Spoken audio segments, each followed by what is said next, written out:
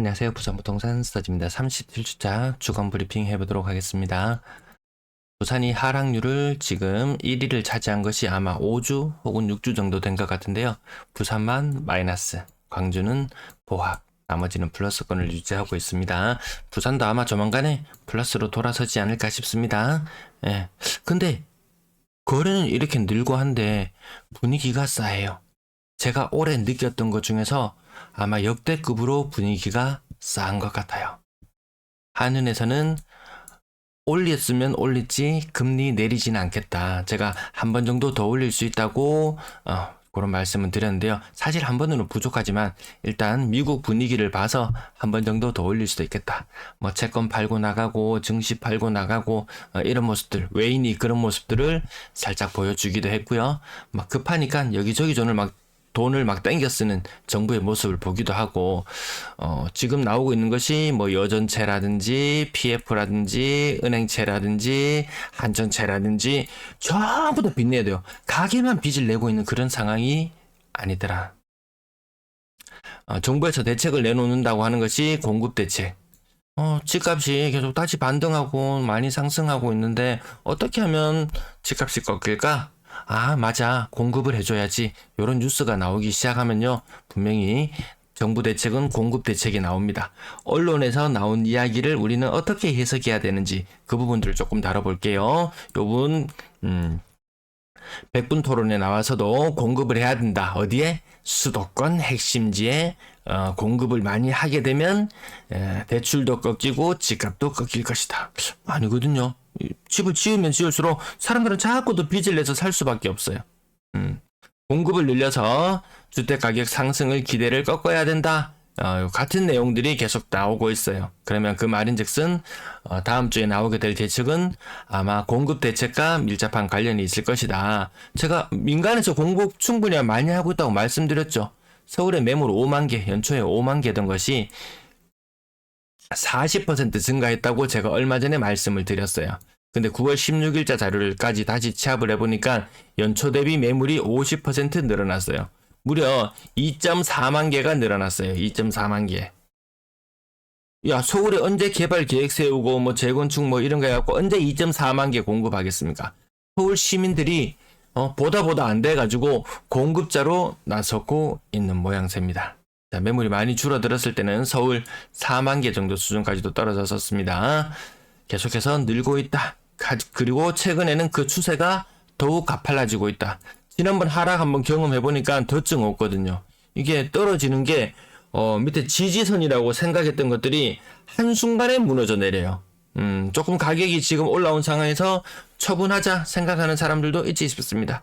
왜? 집을 보유하면서 있어 보니까 내 집이라서 좋다고는 생각했는데 금리가 자꾸 오르니까 이게 뭐야 이거? 집만 명의만 내 거지 월세 살 때보다 더 못하네. 아마 이렇게 느끼는 층도 있지 않을까 싶습니다. 자, 매도 물량이 늘어나면 결국 전세 물량도 다시 늘어나요. 월세 물량도 다시 늘어납니다. 자, 서울 지역 보시면 아시겠지만 전세 매물 안 빠진다고 2021년도에 그때부터 아우성이었어요. 임대인들이 이때부터 아우성이었어요. 그때보다 안 빠진다고 이야기했던 그때보다 지금 물량이 더 많아요. 물론 연초 대비하면 많이 빠지긴 했죠. 이게 빠지는 게 순수하게 거래량으로 다 빠졌냐? 아니거든요. 그거 아니거든요. 분위기 좋아지면은 전세도 내놓고 매물도 내놨던 것을 걷어들이는 물량들이 더 많아요. 네, 이거 순식간의 분위기입니다. 이거는.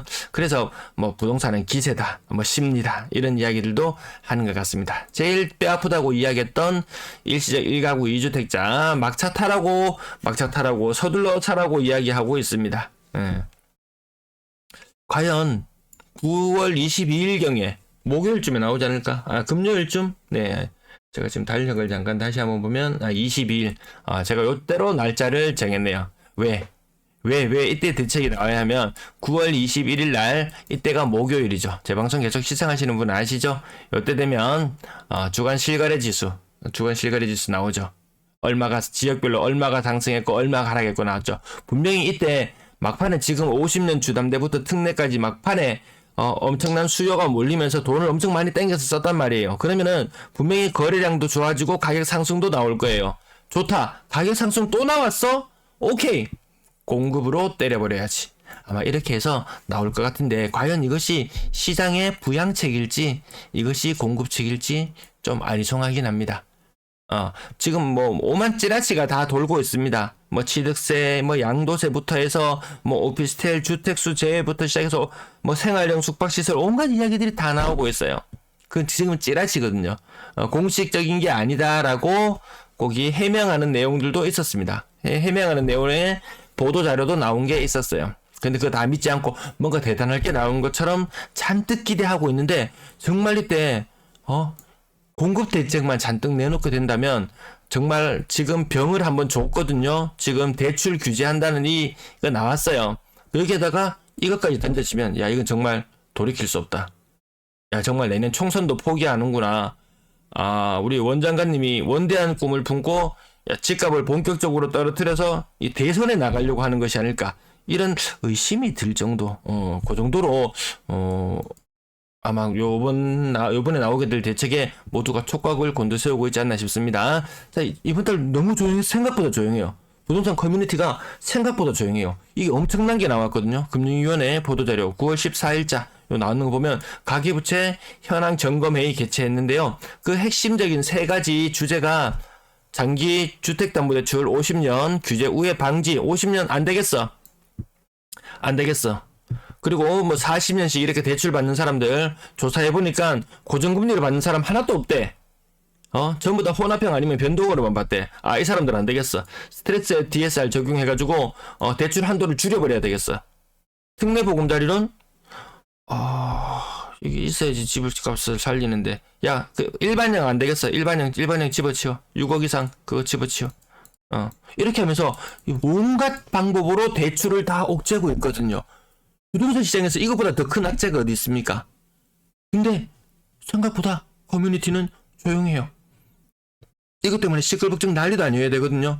일시적 1가구 2주택 갈아탈 계획으로 특례보금자리론 기다리고 있었던 사람 당장에 탁 막혀요.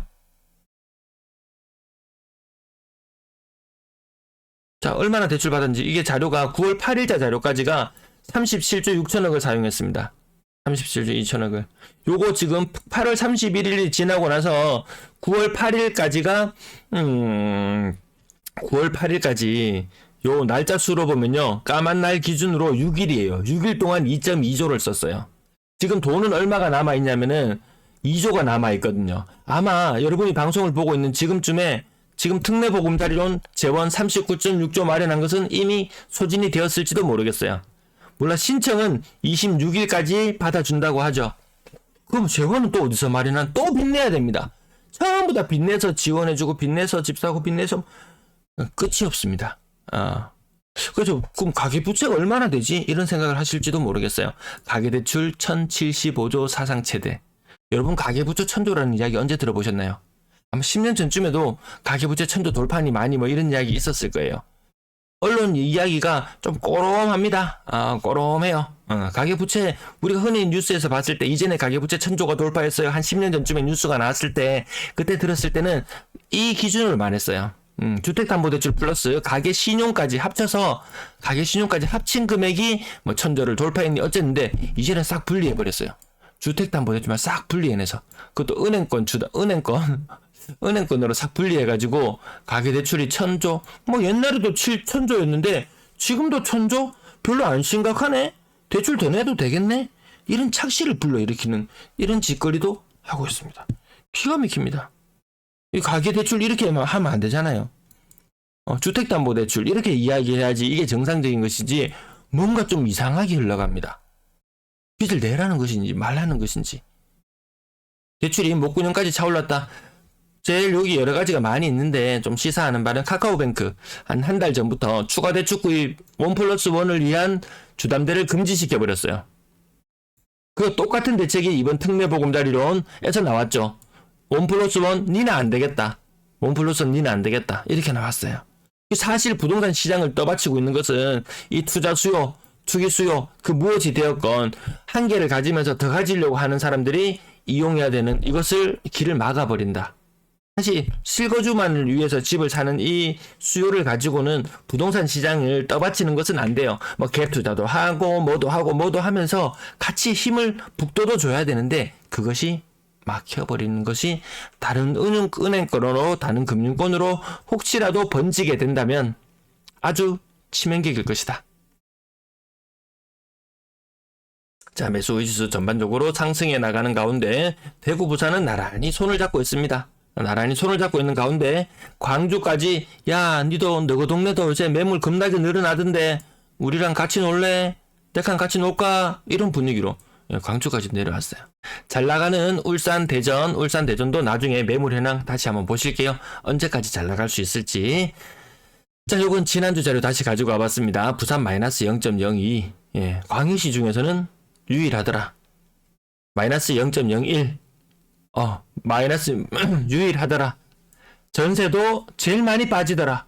근데 실거래 지수상으로 보면은 실거래 가격들을 보면은 대구보다는 그래도 고점 기준으로 봤을 때는 부산이 덜 빠져 있는 모습이에요. 근데 이 숫자는 좀 후행성이기도 하고 대충 방향만 본다는 거죠. 자, 얼마 전에 뉴스 나왔던 부분 중에서 지난 정권에서 이거 하려고 하니까 야, 지금 사실은 겁나게 올랐는데 이 지수 같은 거 발표할 때 야, 정부에서 압박을 가해가지고 이거 뭐 어떻게 하라 하더라. 제가 뉴스 내용 자세히 보진 않았어요. 왜? 이거 지금도 그러고 있으니까 이거 뭐 한문도 뭐 하고 싶은 대로 다 하는 한문도.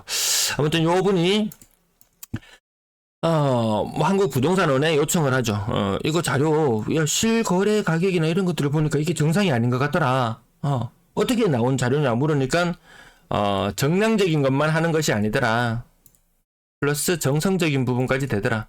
이 정부 기조에 맞춰서 조금 집값이 올랐으면 반등했으면 그러면서 뭐 건설 경기 좀 살아났으면 바라면은 요 숫자를 얼마든지 올리고 내릴 수 있다는 거죠. 그래서 그 어떻게 하는 건지 보여달라고 하니까 이 비공개죠. 한국 부동산은 좀 안 투명한 자료들도 좀 있습니다. 네. 그래서 여기 지금 수도권은 요 전세 가격이 조금 살아나고 있다는 거요. 두 개 대조적으로 보여드리기 위해서 나왔습니다. 반짝할 것이다. 다시 매물이 쌓이면 다시 전세 매물이 늘어나고 그다지 큰 힘은 못 쓸 거고요. 지금 갱신이다 뭐다 이런 부분들이 좀 남아 있기 때문에 뭐 재계약을 하는 사람들도 있을 것이고 그래서 가격이 일부 좀 반등하는 것처럼 비춰질 수도 있다. 전세 시장이 확확 살아나는 거 아니더라. 네, 거래량 훨씬 좋아지고 있는 상태인 것을 보여주고요. 아마 한 단계 더 도약할 거예요. 한 단계 더 도약할 겁니다.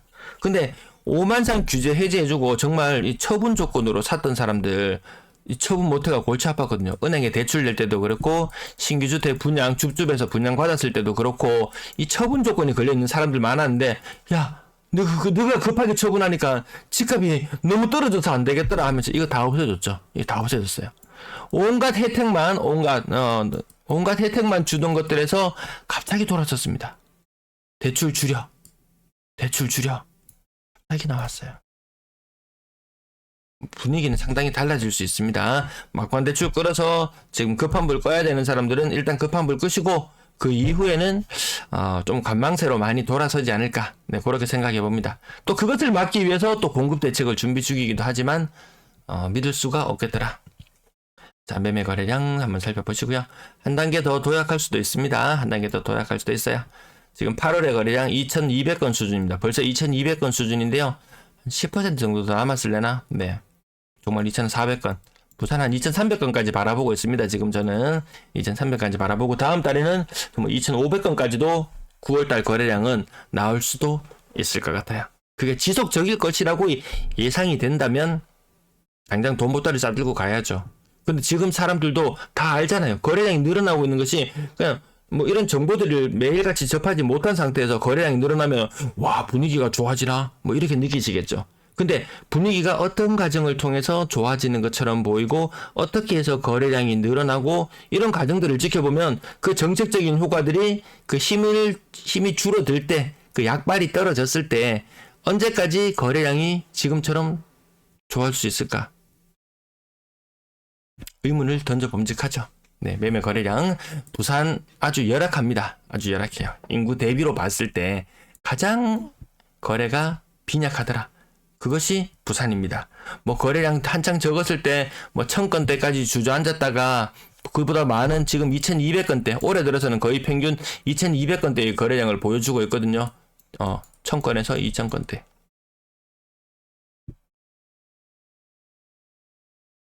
그럼에도 불구하고 다른 지역들보다 거래가 원활하지는 않더라.